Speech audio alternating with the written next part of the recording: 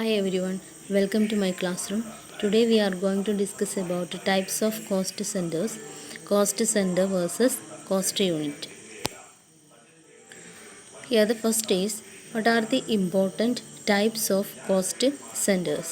First one, before that, what is a cost center? കഴിഞ്ഞ ക്ലാസ്സിൽ നമ്മൾ ഓൾറെഡി ഡിസ്കസ് ചെയ്തതാണ് കോസ്റ്റ് സെൻറ്റർ എന്താണെന്നുള്ളത്. കോസ്റ്റ് സെൻറ്റർ എന്തായിരുന്നു? കോസ്റ്റ് സെൻറ്റർ എന്ന് പറയുമ്പോൾ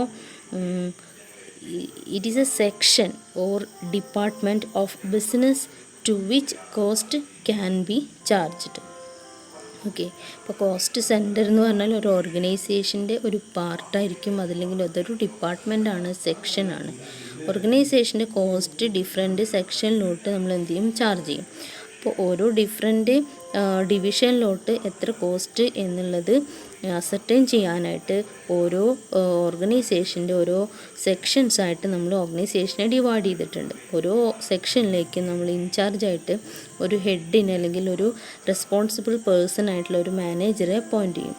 ആ ഒരു പെർട്ടിക്കുലർ കോസ്റ്റ് സെൻറ്ററിൽ വരുന്ന കോസ്റ്റ് കൺട്രോൾ ചെയ്യുക എന്നുള്ളതാണ് ആ റെസ്പോൺസിബിൾ പേഴ്സൻ്റെ മെയിനായിട്ടുള്ള റെസ്പോൺസിബിലിറ്റി എന്ന് പറയുന്നത്. ഓക്കെ, അപ്പോൾ കോസ്റ്റ് സെൻറ്റർ എന്ന് പറയുന്നത് ശരിക്കും ഒരു cost centre is A unit of organisation in respect of which A manager is responsible for cost under his control.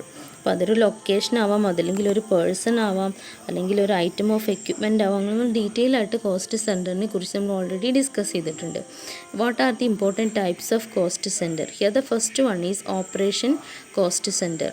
It consists of those machines and or persons carrying out similar operations. ഒരേ തരം operations carry ചെയ്യുന്ന പേഴ്സൺസിനെയോ മെഷീൻസിനെയോ നമ്മൾ ചേർത്ത് വിളിക്കുന്നതാണ്, അല്ലെങ്കിൽ അവർ include ചെയ്തിട്ടുള്ള ഒന്നാണ്, ആ ഒരു സെക്ഷനെയാണ് നമ്മൾ ഓപ്പറേഷൻ കോസ്റ്റ് സെൻറ്റർ എന്ന് വിളിക്കുന്നത്. Second one, process cost centre. Process cost center is a cost center in which a specific process or a continuous process of operation is carried out. ഒന്നില്ലെങ്കിൽ കണ്ടിന്യൂസ് ആയിട്ടുള്ള ഒരു ഓപ്പറേഷൻ ക്യാരിഡ് ഔട്ട് ചെയ്യുന്നുണ്ടാവും, അതല്ലെങ്കിൽ ഒരു specific ആയിട്ട് എന്തെങ്കിലും ഒരു process അവിടെ ക്യാരി ഔട്ട് ചെയ്യുന്നുണ്ടാവും. അങ്ങനെയുള്ള ആ ഒരു പെർട്ടിക്കുലർ സെക്ഷനെയാണ് നമ്മൾ പ്രോസസ് കോസ്റ്റ് സെൻറ്റർ എന്ന് വിളിക്കുന്നത്. ഇനി production cost center, it is one which is engaged on regular production. റെഗുലറായിട്ട് പ്രൊഡക്ഷൻ എന്ന് പറഞ്ഞാൽ എന്താണ്? മാനുഫാക്ചറിങ് അല്ലേ, അതല്ലെങ്കിൽ ഉൽപ്പാദനം, അതിൽ എൻഗേജ് ചെയ്തിട്ടുണ്ടെങ്കിൽ ആ ഒരു ഡിവിഷനെയാണ് നമ്മൾ പ്രൊഡക്ഷൻ കോസ്റ്റ് സെൻറ്റർ എന്ന് പറയുന്നത്. Next one, service cost center. A service cost centre is a one which is engaged in rendering services to production cost centers. Production cost സെൻറ്റേഴ്സിലേക്ക് സർവീസസ് റെൻഡർ ചെയ്യാനായിട്ട് എൻഗേജ് ചെയ്തിട്ടുള്ള സെക്ഷനെയാണ് സർവീസ് കോസ്റ്റ് സെൻറ്റർ എന്ന് പറയുന്നത്. ഇതിനകത്ത് production പ്രോസസ്സിലൊക്കെ help ചെയ്യാനായിട്ടുള്ള services ആണ് ഇതിലൂടെ പ്രൊവൈഡ് ചെയ്യുന്നത്. Fifth one, personal cost center. It consist of a person or a group of persons. ഒരു പേഴ്സണോ അല്ലെങ്കിൽ ഗ്രൂപ്പ് ഓഫ് പേഴ്സൺസിനോ ചേർന്നാണ് നമ്മൾ പേഴ്സണൽ കോസ്റ്റ് സെൻറ്റർ എന്ന് വിളിക്കുന്നത്. For example, departmental Forman, salesman, supervisor, factory manager, etcetera. Then, impersonal cost center. An impersonal cost center consists of a location or item of equipment or group of these. For example, machines, departments, vehicles. Impersonal cost center എന്ന് പറയുമ്പോൾ അതെന്തെങ്കിലും ഒരു location ആയിരിക്കും, അതല്ലെങ്കിൽ ഒരു particular equipment ആയിരിക്കും, അല്ലെങ്കിൽ ഇതിൻ്റെയൊക്കെ ഒരു ഗ്രൂപ്പിനെ ആയിരിക്കും നമ്മൾ ഇംപേഴ്സണൽ കോസ്റ്റ് സെൻറ്റർ എന്ന് വിളിക്കുന്നത്. ഇവിടെ സെക്ഷനായിട്ട് ഡിവൈഡ് ചെയ്യുന്നത് മെഷീൻ ബേസിലോ ഡിപ്പാർട്ട്മെൻറ്റ് വൈസിലോ വെഹിക്കിൾ ബേസിലോ ഒക്കെ ആയിരിക്കാം. അപ്പോൾ ആ ഒരു പെർട്ടിക്കുലർ ഡിവിഷനെയാണ് നമ്മൾ ഇംപേഴ്സണൽ കോസ്റ്റ് സെൻറ്റർ എന്ന് വിളിക്കുന്നത്. അപ്പോൾ യൂണിവേഴ്സിറ്റി എക്സാമിന് എപ്പോഴും ചോദിക്കാറുള്ള ക്വസ്റ്റ്യൻസിൽ ഒന്നാണ് കോസ്റ്റ് യൂണിറ്റ് എന്താണെന്നുള്ളതും അതിന് എക്സാമ്പിളും. അതുപോലെ കോസ്റ്റ് സെൻറ്ററിൻ്റെ മീനിങ് എപ്പോഴും ചോദിക്കാറുണ്ട്. Difference between cost centre and cost യൂണിറ്റും ചോദിക്കാറുണ്ട്. അതുപോലെ ടൈപ്സ് ഓഫ് കോസ്റ്റ് സെൻറ്ററും ചോദിച്ചിട്ടുള്ള ക്വസ്റ്റ്യനാണ്. അപ്പോൾ ഇത് നന്നായിട്ട് പഠിച്ചു വയ്ക്കാം. നെക്സ്റ്റ് വരുന്നത് ഈ comparison between cost centre and cost unit. Here the first one is, cost center is a segment of an organization for which costs are accumulated.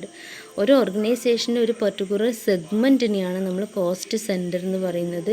ആ പെർട്ടിക്കുലർ സെഗ്മെൻറ്റിൽ എത്ര കോസ്റ്റ് അക്യുമുലേറ്റ് ചെയ്തിട്ടുണ്ട് എന്നുള്ളത് മനസ്സിലാക്കാനായിട്ട് ഓർഗനൈസേഷൻ്റെ ഒരു പെർട്ടിക്കുലർ ആയിട്ടുള്ളൊരു സെക്ഷനെയാണ്, സെഗ്മെൻറ്റിനെയാണ് കോസ്റ്റ് സെൻറ്റർ എന്ന് വിളിക്കുന്നത്.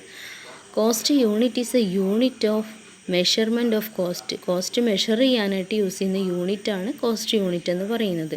നമ്മൾ നമ്പർ, കിലോഗ്രാം, ടണ്ണ് ആ ഒരു രീതിയിൽ നമ്മൾ മെഷർ ചെയ്യാനായിട്ട് യൂസ് ചെയ്യും. Next, the concept of cost centre is used for accumulation and control of cost. അതായത് കോസ്റ്റ് സെൻറ്റർ യൂസ് ചെയ്യുന്നത് കോസ്റ്റ് കൺട്രോൾ ചെയ്യാനും അക്യുമുലേറ്റ് ചെയ്യാനും അത് കൺട്രോൾ ചെയ്യാനുമാണ് യൂസ് ചെയ്യുന്നതെങ്കിൽ the concept of cost unit is used to ascertain the cost. പക്ഷേ cost യൂണിറ്റിൻ്റെ usage എന്ന് പറയുന്നത് കോസ്റ്റ് അസർട്ടൈൻ ചെയ്യാനാണ്, അല്ലേ? കോസ്റ്റ് മെഷർ ചെയ്യുമ്പോൾ അല്ലെങ്കിൽ അത് അസർട്ടൈൻ ചെയ്യുമ്പോൾ എത്ര യൂണിറ്റ് അതിൻ്റെ ബേസിലാണ് നമ്മളത് അസർട്ടൈൻ ചെയ്യുക, അല്ലെങ്കിൽ എത്ര ക്വാണ്ടിറ്റി അല്ലെങ്കിൽ എത്ര നമ്പർ, എത്ര വെയിറ്റ്, ആ ഒരു ബേസിലാണ് നമ്മൾ അസർട്ടൈൻ ചെയ്യുന്നത്, കോസ്റ്റ് അല്ല. Third point is different cost centres may be involve in production of A product. Different cost centres include ചെയ്യുന്നതെന്ന് പറഞ്ഞാൽ എന്താണ്? Different cost centres may be involve in production. ഒരു പെർട്ടിക്കുലർ പ്രോഡക്റ്റ് പ്രൊഡ്യൂസ് ചെയ്യുമ്പോൾ അതിനകത്ത് പലതരം cost centres involve ചെയ്യാം.